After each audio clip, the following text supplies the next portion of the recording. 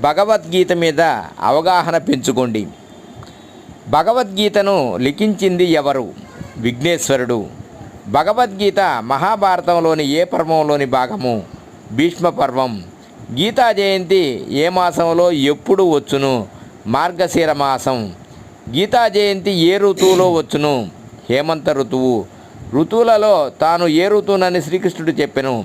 వసంత ఋతువు. భగవద్గీత ఎవరికి బోధించెను? శ్రీకృష్ణుడు అర్జునునికి. భగవద్గీత ఏ సంగ్రామ సమయంలో ఆవిర్భవించెను? కురుక్షేత్ర సంగ్రామం. భగవద్గీత బోధింపబడిన సమయంలో ఎవరెవరికి సంగ్రామం ప్రారంభమయ్యెను? కౌరవ పాండవులకు. పాండవులలో ఎవరికి శ్రీకృష్ణుడు రథసారథిగా ఉండెను? అర్జునుడు. వేదములలో తాను ఏ వేదమని శ్రీకృష్ణుడు చెప్పెను? సామవేదం.